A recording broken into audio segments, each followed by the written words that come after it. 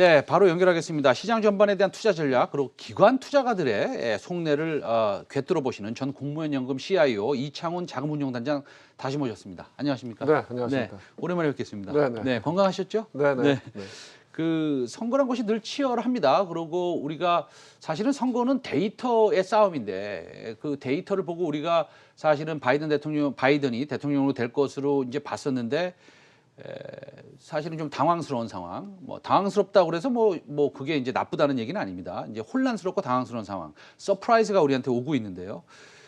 이게 근소한 차이로 트럼프 대통령이 이기던 바이든 대통령이 이기던 이런 불안 상황이 이어질까요? 아니면 이제는 뭐 해소됐다고 보시는 겁니까? 글쎄요, 뭐 네. 제가 정치 전문가가 아니니까 네네. 그 선거 결과가 어떻게 될지를 예측하는 건 네. 되게 뭐 제 생각에는 제가 좀 주저넘는 얘기인 것 같고요.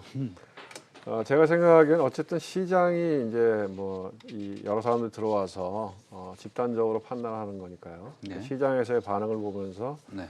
우리가 예측을 하는 게 제일 맞다는 생각이 드는데 지금 어쨌든 오전에는 그 선물 시장을 보면 전반적으로 처음에는 이제 플러스로 시작했다가 그다음에 중간에는 마이너스 쪽으로 하락폭을 키웠다가 네네. 다시 한번 아주 강하게 지금 플러스를 나타내는 모양을 나타나거든요. 근데 이제 그 내용을 보시면은 지금 앵커님 말씀하신 대로 바이든이 될 거다 하는 게 컨센서스였는데 투표 결과가 나오는 거 보니까 트럼프 쪽으로 기우니까 시장이 그걸 굉장히 긍정적으로 받아들였거든요. 그래서 어쨌든 뭐 제 개인적인 생각엔 시장이 제일 걱정했던 거는 트럼프가 되든 바이든이 되든 간에 만약에 이게 말씀하신 대로 승복이 안 되고 오랜 기간 동안 뭐 이 정치적인 혼란이 오는 걸 시장이 제일 두려워했잖아요. 근데 어쨌든 지금 시장에서 나타나는 반응은 뭐 그런 확률은 되게 낮아졌다 이렇게 보는 것 같아요. 그래서 지금까지의 시장 반응으로 보면 어쨌든 예상돼 있던 어떤 불확실성 이런 것들은 해소되는 과정으로 가고 있다 이렇게 보고 있습니다. 알겠습니다. 그러면은 일단은 그 선거 이후에 여러 가지 불확실성이 해소가 된다. 이렇게 말씀을 하셨고, 그다음에 뭐 저도 당연히 이제 시장에서도 그런 모습을 보여주고 있는 것 같습니다. 그러면 이제 대선 이후를 우리가 봐야 될 것 같습니다. 네. 그럼 대선 이후의 관전 포인트들이 뭐 어떤 것들이 있을까요? 글쎄요, 뭐 제일 큰 거는 경기 재정 부양책이 제일 크겠죠. 네. 왜냐하면 대선 전에 2차 이 경기 부양 그 정책이 논의는 됐었는데 결국은 민주당이 장악하고 있는 그 하원하고 또 백악관 공화당이 갖고 있는 상원 또 백악관 이런 것들이 이번에 대통령 선거 때문에 이해관계가 서로 엇갈리는 부분이 있어서 타결이 되지 않았잖아요. 그래서 그런 것들이 최근에 이제 미국 시장의 조정의 하나의 원인이 됐던 거죠. 하나는 정치적인 불확실성이 컸지만 또 하나는 이제 재정 부양책이 무산되면서 그거에 대한 실망감 이런 것들로 해서 미국 시장이 조정을 받았고 그거에 따라서 글로벌 시장이 다 같이 조정을 받았던 국면인데 이제 선거가 끝나고 나면은 이제 정책의 이해관계가 없어지는 거니까 명확해지는 거니까 다시 한번 이제 재정 부양책이 이제 이 수면 위로 올라와서 그 형식이나 규모는 좀 달라지겠지만 아마 타결되고 집행되지 않을까요? 그게 시장의 제일 큰 관전 포인트일 것 같아요. 그 다시 이제 그 국내 이슈로 좀 돌아오거든요. 네. 어저께 그 우리 부총리께서 10억으로 양도세 기준을 바꾸겠다라고 했고 그 대신 가족 합산이다.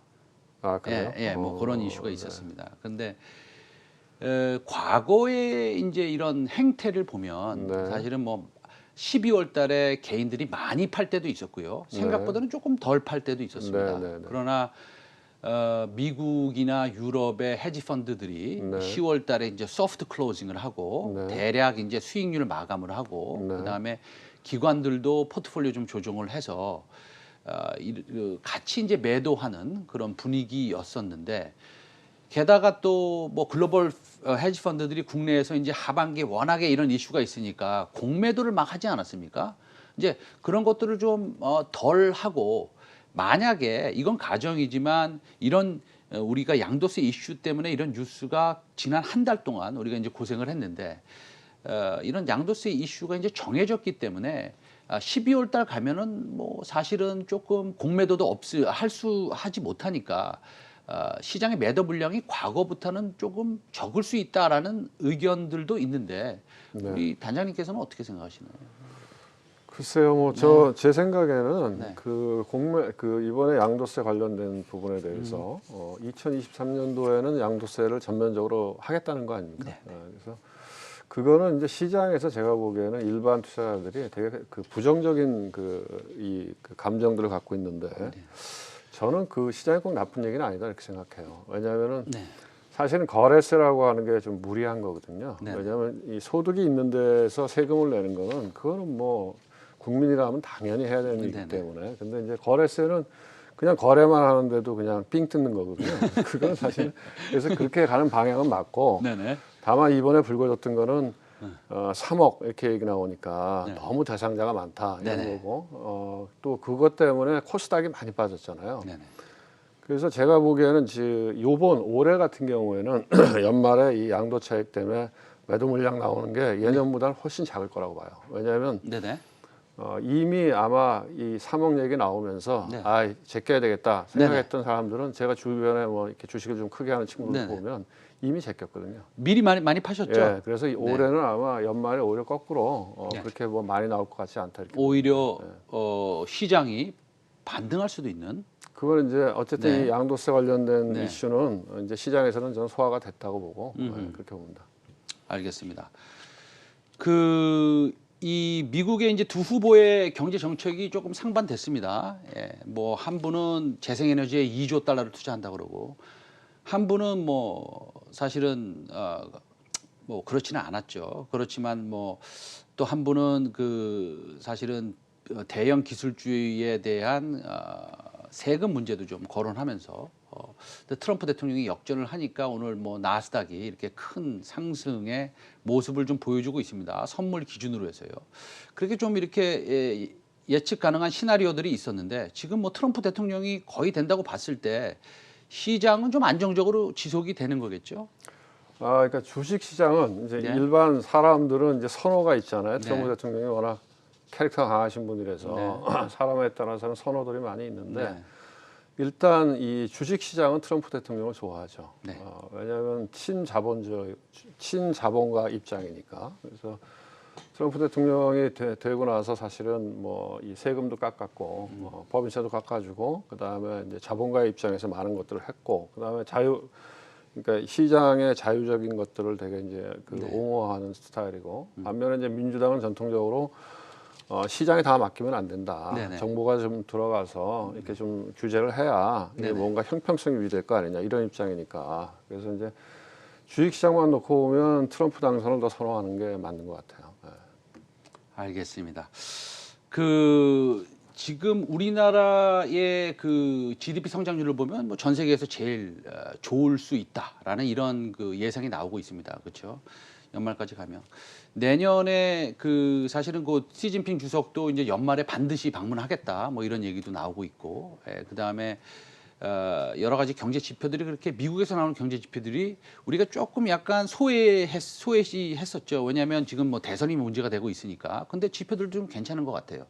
그래서 전반적인 글로벌 시장에 대해서 뭐 일단은 2차 부양책, 5차 부양책, 2차 현금 지급 안도 나올 것이고 트럼프 대통령도 사실은 뭐 큰 부양책을 하겠다라고 얘기했으면 아까 말씀하셨듯이 주변에 계신 좀 크게 주식을 하시는 분들도 좀 미리 팔았다라고 한다면 지금부터 내년 초까지의 주시장을 좀 긍정적으로 보시는 건 맞는 거죠?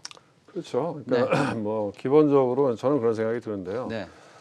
전 세계적으로 이 GDP가 마이너스 성장을 하는 경우는 별로 없잖아요. 그렇죠. 커다란 뭐 금융위기가 오거나 코로나 쇼크가 오거나 이런 블랙스완 상황이 아니면 어쨌든 인류는 조금씩 계속 경제가 이렇게 성장하는 쪽으로 가잖아요. 그러면 주식시장이라고 하는 게 장기적으로 보면 경제가 성장하는 걸 따라가는 구조이기 때문에 기본적으로는 주식은 이렇게 올라가는 게 맞다 하는 거고 그 와중에 또 지금은 돈을 엄청 뿌려댔잖아요. 그리고 금리가 거의 제로 금리에 내려가 있기 때문에 뭐 이런 이제 최근 뭐 대통령 선거 이런 불확실성 때문에 중간에 한 번씩 굴곡들은 있지만 결국은 회복하고 또 올라갈 거다 이렇게 보입니다. 알겠습니다.